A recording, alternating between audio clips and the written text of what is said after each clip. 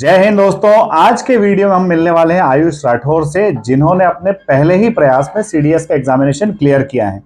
दोस्तों, एग्जामिनेशन के पहले इन वीडियोस को लाने का जो मेन पर्पस है वो यह है कि आप लोग सीडीएस के एग्जामिनेशन से ना डरें। इस एग्जामिनेशन में क्या बेहतर अप्रोच हो सकती है, इन बच्चों ने क्या अप्रोच लगाई जिससे इनका ये एग्जामिनेशन इतनी आसानी से क्लियर हो गया। तो आयुष, सबसे पहले आपको कॉन्ग्रेचुलेशन, शुभकामनाएं। Thank you sir. आयुष, इस वीडियो में आपको बच्चों को गाइड करने के भाई 30 डेज में क्या करना है और उसके पहले कि आपकी शुरुआत से अप्रोच क्या रही थी, क्योंकि बच्चे दोनों तरह के हैं। कुछ बच्चे ऐसे हैं जो ऑलरेडी प्रिपरेशन स्टार्ट कर चुके हैं, एग्जाम देने वाले हैं। कुछ ऐसे हैं जो अप्रैल अटेम्प्ट के लिए अपने आप को प्रिपेयर करना चाहते हैं। तो आयुष, क्या आपने सोचा? पहली बात तो है कि सीडीएस की एग्जाम देने के बारे में क्यों सोचा? सर, पहले ऐसा कुछ एक्सपोजर था नहीं आर्मी का। 2019 में मेरा फ्रेंड का कॉल आया, उन्होंने बोला कि आर्मी का फॉर्म आया है तो यू हैव टू फिल। तो मैंने बोला ठीक है, करते हैं। फिर जब वो जीडी का था, जो अपनी ओपन भर्ती होती है, ओपन उसका तो मैंने तैयारी करा। उसके बाद मैंने रनिंग करा, पर उसमें अनफॉर्चुनेटली मेरा नहीं हो पाया। उसके बाद फिर मैंने सोचा why don't I try for the officer entry. Then I started preparing for the officer entry. उसके बाद थोड़ा अप्स एंड डाउन्स तो आते रहते हैं इस जर्नी में, क्योंकि यूपीएससी का एग्जाम लेता है, थोड़ा टफ होता है। पेपर पैटर्न आपको समझना पड़ता है, थोड़ा सा आपको पैटर्न समझना पड़ता है। उसके बाद आप जब आपको अंडरस्टैंडिंग होती है, फिर आप उस पर काम करते हो, फिर आपको समझ में आता है कि अपने को क्या करना चाहिए। देन फिर मैंने उस पर वर्क करा और फिर मेरा फाइनली निकल गया सीडीएस का। Very true. देखिए, आयुष ने कितनी अच्छी बात की कि दोस्त का कॉल आया आर्मी में जाने के लिए, आर्मी के लिए ट्राई किया, नहीं हुआ, ऑफिसर के लिए ट्राई किया, मेहनत करी, सिस्टमेटिक प्लानिंग की और आज सीडीएस का एग्जाम क्लियर हो गया। भाई देखो, सीडीएस का एग्जाम क्लियर हुआ है तो रिकमेंडेशन भी एक ना एक दिन जरूर होना है। yes, तो क्योंकि आप ऑलरेडी उसके लिए स्टेप बढ़ा चुके हो, तो मेरा कहने का मतलब ये, first of all be confident. क्या करना चाहते हो और उसके लिए क्या रास्ते हैं, जो करना चाहते हो और रास्ते दोनों की अगर आपको समझ है तो निश्चित तौर पर आप आगे बढ़ जाओगे। आयुष, अब टेक्निकल बातें करते हैं कि भाई सीडीएस क्लियर करने के बारे में सोचा, फॉर्म भर दिया, एलिजिबल हो गए। Yes sir. क्या एक्शंस रहे उसके लिए? शुरुआत करते हैं जीएस के पेपर से। जीएस का पेपर जो था उसके लिए क्या प्लानिंग आपकी थी? सर, जीएस में सबसे मेन पोर्शन होता है करंट अफेयर्स, साइंस और ज्योग्राफी। ज्योग्राफी जो है आपका, ज्योग्राफी एज अ सब्जेक्ट लेंगे आप तो आपको टफ लगेगा। एज अ इंटरेस्ट लेंगे कि नहीं, आपको कुछ नॉलेज, कुछ जानने को मिलता है, तो वो बहुत बेस्ट सब्जेक्ट है। उसके लिए मैंने 11th-12th की एनसीईआरटी वो मैंने कंप्लीट खत्म कर दी थी। 4 बुक आती है उसकी, मैंने चारों वो खत्म कर रखी है। उसके बाद बचता है करंट अफेयर्स। करंट अफेयर्स आप मंथली करंट अफेयर्स कर सकते हो, यूट्यूब आपका बहुत अच्छा सोर्स है उससे। उसके बाद रहता है अपना साइंस। सो 9th-10th की साइंस जो होती है वो इनफ होती है, क्योंकि उसमें 30 to 35 क्वेश्चन आते हैं और उसमें से 25 to 27 9th-10th से होते हैं, तो वो इनफ होता है। उसके बाद अगर आपके पास टाइम है तो जैसे धीरे धीरे अभी यूपीएससी पॉलिटी का वेटेज कम करते जा रहा है और मोर ओवर वो हिस्ट्री का वेटेज, हिस्ट्री का और इकोनॉमिक्स का वेटेज बढ़ाता जा रहा है। तो पॉलिटिक्स पे भी आप फोकस कर सकते हो, क्योंकि पॉलिटी एक बार आप पढ़ते हैं उसके बाद आपको सिर्फ उसमें बचता कुछ नहीं, आपको मल्टीपल टाइम रिवीजन करना होता है। उसके बाद जैसे मैं कॉमर्स बैकग्राउंड से हूँ तो मुझे इकोनॉमी में थोड़ा इंटरेस्ट है, तो मैंने थोड़ा इकोनॉमी भी पढ़ा है। इकोनॉमी भी मैंने यूट्यूब से ही थोड़ा बहुत कलेक्ट करके, सोर्स कलेक्ट करके करा है। और बाकी मैंने हिस्ट्री पूरा स्किप करा था, मैंने हिस्ट्री बिल्कुल नहीं पढ़ा है।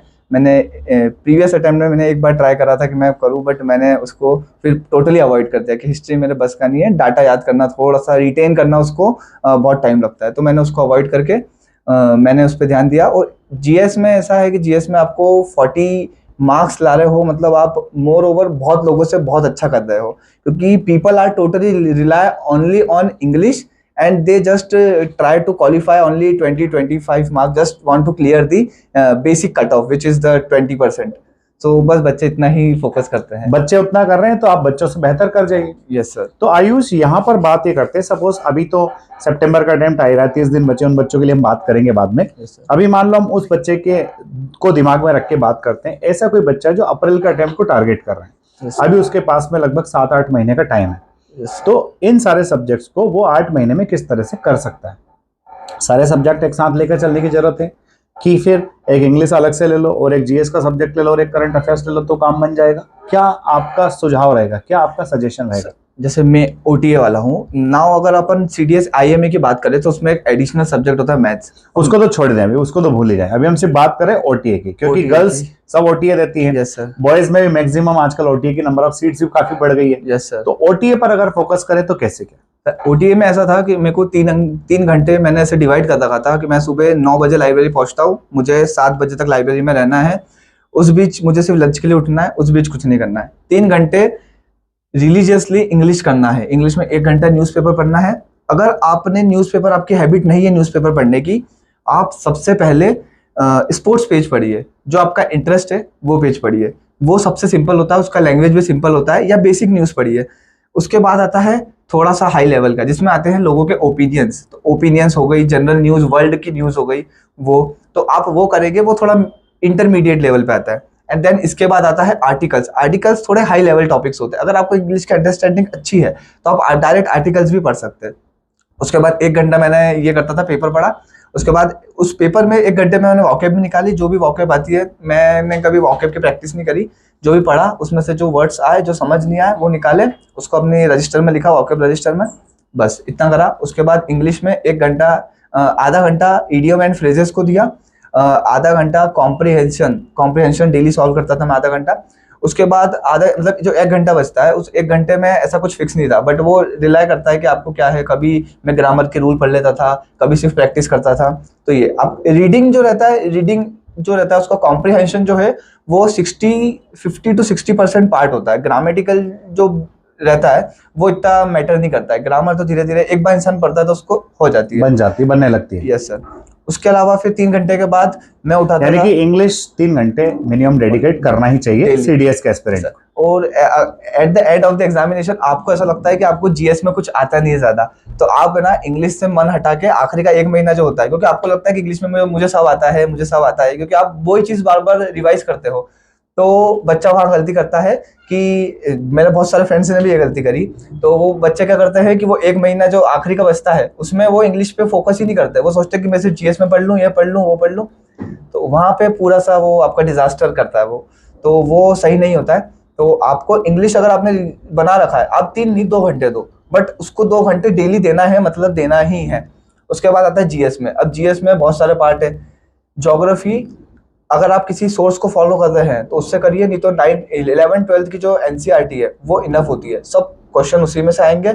आपको बस अंडरस्टैंडिंग होनी चाहिए अच्छी, आपको थोड़े से बेसिक नॉलेज होना चाहिए, बहुत मतलब लैटिट्यूड, लॉन्गिट्यूड, अपना डिफरेंस क्या होता है क्लाइमेट और वेदर में। ये अगर आपको थोड़ा बेसिक पता है ज्योग्राफी का, तो आप सिर्फ उसको फॉलो करके आप सिर्फ बुक पढ़ सकते हो। अदरवाइज आप यूट्यूब तो बहुत अच्छा सोर्स है आजकल, तो हर इंसान एक्सपोजर वहीं से ले रहा है, तो वहां से भी कर सकते हैं। वो 2 घंटे, यानी कि संसाधनों की कमी नहीं है, करने वाले की कमी। Yes sir. और मैं ये बोलूंगा कि अगर आपके पास बुक नहीं है, तो मैं बोल रहा हूँ कि आप बहुत सारी चीजें मिस करते हैं, क्योंकि आपको यूट्यूब पे जो बताया जाता books are the best friend. क्योंकि सर आपको पढ़ना ही है, क्योंकि आपको नहीं पता। आप 3 घंटे से आजकल बहुत सारी मतलब कोचिंग जो है वो बहुत सारी 3-3 घंटे के एकदम वो निकालती है, मैराथन्स निकालती है। तो 3 घंटे में आप 4 बुक नहीं पढ़ सकते। पहली बात तो आप उसका सिर्फ ऊपर से पढ़ सकते हैं, सुपरफिशियल। बट आपको जब आप अंडरलाइन करते हो, आप खुद के नोट्स बनाते हो, अंडरलाइन करते हो, तो उसमें आपकी अंडरस्टैंडिंग खुद से बिल्ट होती है। आप खुद से क्वेश्चन पूछते हो, आप खुद से उस पर रिसर्च करते हो, तो उस पर आपका बहुत अच्छा, मतलब आपको नॉलेज बहुत अच्छा मिलता है। और जो यूपीएससी है वो एनसीईआरटी की लाइन ही उठा के आपको वहां पे पूछने वाला है, तो वो सबसे पहले तो वो करना है। उसके बाद पॉलिटी पे आए, तो पॉलिटी के लिए मैंने लक्ष्मीकांत फॉलो करी। लक्ष्मीकांत में भी प्रेसिडेंट, पार्लियामेंट, इमरजेंसी, थोड़े से ये जो टॉपिक होते हैं ये अच्छे टॉपिक होते हैं, यस सर। ये बिल्स हो गए, तो आपको एक बेसिक अंडरस्टैंडिंग वो जानना चाहते हैं कि आपको अपने संविधान के बारे में कितना पता है। तो आपको अगर इनफ पता है कि हम मतलब प्रोसीजर क्या होता है, कोई बिल आया, बजट का क्या प्रोसीजर होता है, बजट कैसे आता है, अगर आपको ये बेसिक चीजें पता है तो आप वेल एंड ओके, आपको उसके आगे ज्यादा करने की जरूरत नहीं है। करंट अफेयर्स के लिए क्या करना है बच्चे? करंट अफेयर्स के लिए मैं बोलता हूँ कि जैसे आप न्यूज़पेपर तो पढ़ ही रहे हैं 1 घंटा, पर अगर आप कभी न्यूज़, जैसे बहुत टाइम होता है कि आप एग्जाम टाइम पे आप सोचते हो कि एग्जाम आ रही है, तो आप हसल के चक्कर में आप सोचते हो कि यार 1 घंटा कौन टाइम वेस्ट करे, मेरा इंग्लिश तो अच्छा ही है, तो आप वहाँ करंट अफेयर्स को भी छोड़ देते हो।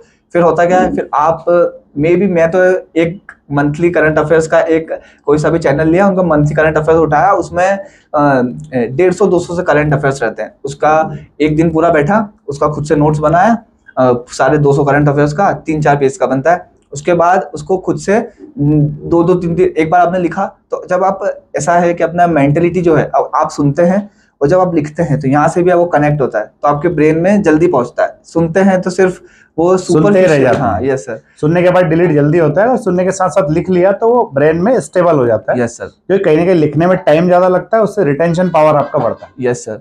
और उसमें फिर आप आपके पास एक हार्ड कॉपी है। अब जैसे कि अब वो जो रहते हैं, जैसे आपने किसी का भी कोचिंग का फॉलो किया, आपने करंट अफेयर्स पढ़ा, वो आपको पीडीएफ दे देंगे, पर आपके फोन में पीडीएफ की उतनी ही वैल्यू है जितने घर में आपके रद्दी की वैल्यू होती है। तो वही होता है कि फिर आपका कोई मतलब आप यूज ही नहीं कर पाते उसको। आप सिर्फ सोचते हो कि मेरे पास पीडीएफ है, ये सेटिस्फेक्शन लेके आप एग्जाम में चले जाते हो, आपने कभी उसको पढ़ा नहीं है। तो मैं ये मानता हूँ कि उसका पेज बना लो, वो पीडीएफ रहती है 200 पेज की, आप उसको 4 पेज में कन्वर्ट करोगे, तो अगर आप एक बार पेज खोलोगे ना, तो आपको कम से कम 25 न्यूज एक बार में दिखेगी। एक साथ। आप सिर्फ देख भी लोगे तो आपको रिकॉल हो जाता है वो चीजें, तो वो सबसे अच्छा रहता है। और ऐसे करके 6-7-8 महीने के करंट अफेयर्स एग्जाम से 1 महीने पहले, जैसे अभी अप्रैल में एग्जाम है, तो जनवरी से तो जुलाई तक के आप कंप्लीट करंट अफेयर्स एकदम स्ट्रॉन्ग कर लीजिए, क्योंकि 10 क्वेश्चन तो आने ही है करंट अफेयर्स के, उससे ज्यादा भी हो सकते हैं, कम नहीं होंगे कभी। आयुष, चलते चलते लास्ट के 30 दिन बचे, 1 महीना बचा है। Yes sir. अभी बच्चे को क्या करना चाहिए, क्या अप्रोच होना चाहिए? सबसे पहले आप लोगों को साइंस पे फोकस करना चाहिए। साइंस अच्छा वेटेज रखता है, 9th-10th का आता है। लास्ट पेपर जो था, थोड़ा सा साइंस का लेवल फिजिक्स थोड़ा बढ़ा दिया था। यस सर, फिजिक्स का मतलब वो Question भी 11th कम 12th है। यस सर, 11th 12th के क्वेश्चन लेवल के क्वेश्चन आ गए थे। तो बट आपको जो ट्रेंड है वो फॉलो करना है, आपको एक बार से डरना नहीं है, क्योंकि जैसा मेरा भी उसी में निकला है। मेरे को भी डर लगा था, क्योंकि मैंने भी जैसा प्रीवियस ईयर पैटर्न फॉलो करा था, तो मैंने भी साइंस इसको बहुत एम्फेसाइज किया था कि मेरा साइंस तो आता ही इस बार कम आया। तो रैंक अगर पेपर टफ आया तो बच्चे तो सब अपने लेवल के, यहाँ पे मत सोचो कि हमारा खराब गया है, सबका खराब गया है, तो कट ऑफ कम ही जाना है। साइंस अच्छा कर लेना चाहिए, फिजिक्स, केमिस्ट्री और बायोलॉजी। उसके बाद करंट अफेयर्स कर लें 30 दिन में आपको 7 महीने करंट अफेयर्स कर सकते हैं आराम से। अगर आप में डेडिकेशन है तो आप कर सकते हैं। साइंस भी हो सकता है, साइंस भी बहुत सिंपल होता है। 9th-10th का साइंस अगर ग्रेजुएट लेवल का बंदा करता है तो वो आराम से 10 दिन में तीनों चीजें कवर कर सकता, मतलब तीनों सब्जेक्ट कवर कर सकता है साइंस के। ज्योग्राफी आपका इंटरेस्ट है, आप जानना चाहो, आप पढ़ना स्टार्ट करते हो तो आपको अच्छा लगता है ज्योग्राफी ऐसा लगता है दुनिया घूम रहे हैं। यस सर, ऐसा मतलब बहुत अच्छा वो होता है।